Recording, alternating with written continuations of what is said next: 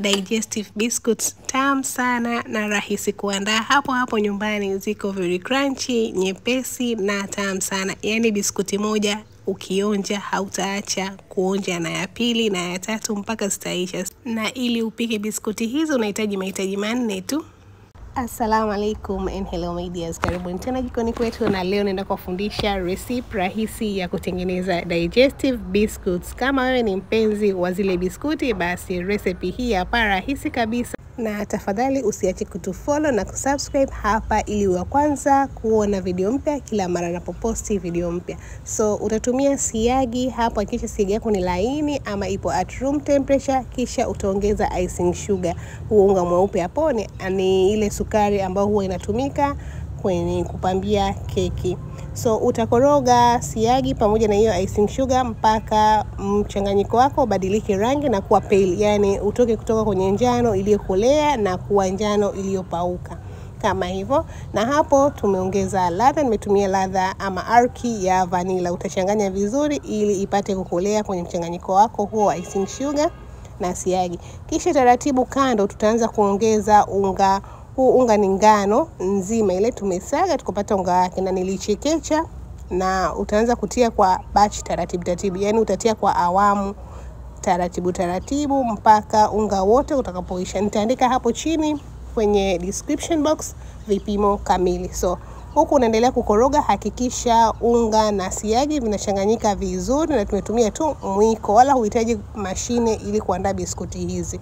Yani hizi biskuti hasa kipindi hiki cha likizo, watoto wapo nyumbani, usiache kutengeneza kabisa. Save gharama na tunza afya ya watoto wako au wewe mwenyewe, kwa sababu zile biskuti za dukani huwa zina sukari nyingi sana za kiwandani ambazo sio salama kwa ajili ya afya yetu. Hapo nikaongeza corn flour na kuendelea kuchanganya vizuri unga wangu kama hivyo. Hiyo ni corn flour, inafanana kidogo kama na icing sugar lakini sio icing sugar. So utachanganya vizuri kabisa ili ikolee kwenye mchanganyiko wako huo wa siagi na huo unga ama hiyo ngano tuliosaga tukapata unga. Kisha hapo tukishafika hiyo stage, tutamalizia ile batch ya mwisho ngano ambayo tumeisaga na tuliishikecha pia ili kuondosha yale makapikapi ama mabaki ya ngano, vipande vile vikubwa ambavyo havijasagika. Sasa hapa lazima uchanganye na mkono ili upate donge kwenye mchanganyiko wako, na ili donge letu litakuwa laini lakini halinati mkononi kama hivyo unavyoona. Hapo donge likiwa tayari, wala hauhitaji kuliweka kwenye friji lipumzike, ni unasukuma na kutengeneza shepu papo hapo. So kwenye kutengeneza shepu, kwa sababu zile biskuti za digestive zina shepu ya duara, unaweza kutumia hiko ki mold maalum ama kibati maalum cha kutengenezea cookies, ama kama hauna tumia tu mfuniko wa maji ya kunywa wa dumu kubwa lile, itakupa pia same shape ya round ndogo. So utaanza kwa kuweka unga. Nimetumia hapo pia ule unga wa ngano kwa ajili ya kusukuma, sababu ukilisukuma hapo moja kwa moja lina nata kwenye hiyo counter ama kwenye hiyo sehemu ambayo unasukumia.